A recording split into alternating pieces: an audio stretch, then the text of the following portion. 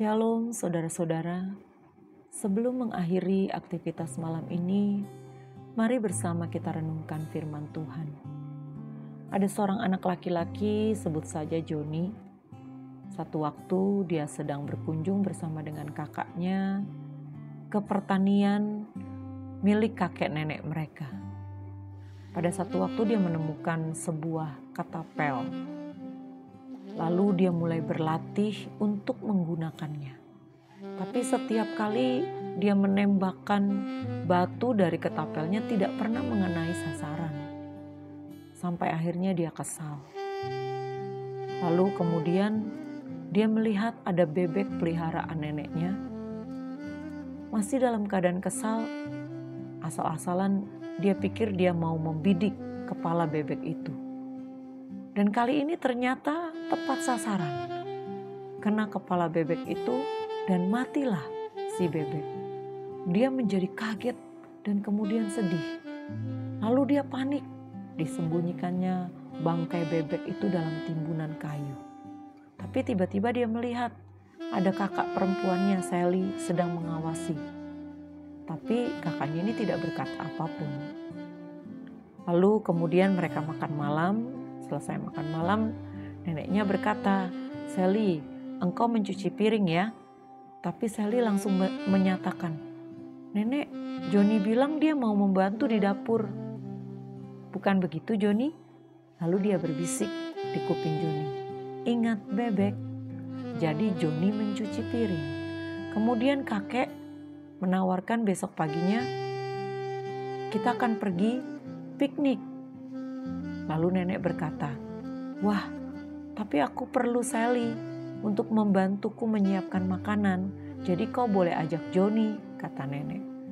Tapi Sally tersenyum dan berkata, "Gak apa-apa, karena Joni memberitahu kalau dia ingin tinggal dan membantu nenek." Lalu dia kembali berbisik kepada Joni, "Ingat bebek." Jadi Sally yang pergi piknik dengan kakeknya, Joni tinggal di rumah. Setelah beberapa hari, Joni mengerjakan tugas-tugasnya dan juga tugas-tugas Sally. Jadi dia selalu dimanfaatkan. Dan kata kuncinya adalah ingat bebek, ingat bebek. Akhirnya dia tidak tahan lagi. Ditemuinya lah neneknya dan dia mengaku bahwa dia telah membunuh bebeknya. Dan dia memohon maaf. Kemudian neneknya memeluk dia dan berkata, "Aku sudah tahu.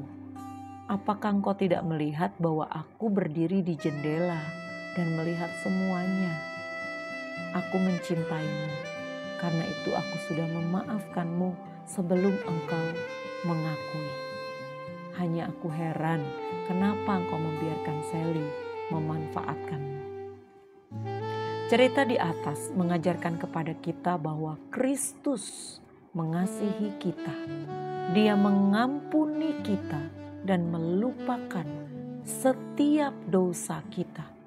Asalkan kita mau datang mengakui di hadapannya. Kita tahu bahwa Tuhan berkata di 1 Yohanes 1 ayat yang ke-9, "Jika engkau mengaku dosamu, maka Allah setia dan adil. Ia akan mengampuni segala dosa kita dan menyucikan kita dari segala kejahatan." Jangan biarkan iblis memanfaatkanmu dengan selalu mengingatkan dosamu. Jangan biarkan iblis menguasaimu dengan selalu mengingatkan dosamu, sehingga engkau tidak pernah keluar dari dosamu, sehingga engkau tetap tinggal dan menikmati dosamu, sehingga engkau menderita di bawah dosamu, tapi engkau merasa kau tidak bisa keluar. Datanglah pada Tuhan, akui, minta pengampunan.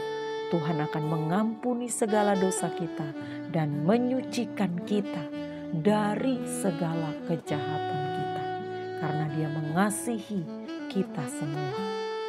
Selamat malam, selamat beristirahat. Tuhan Yesus memberkati.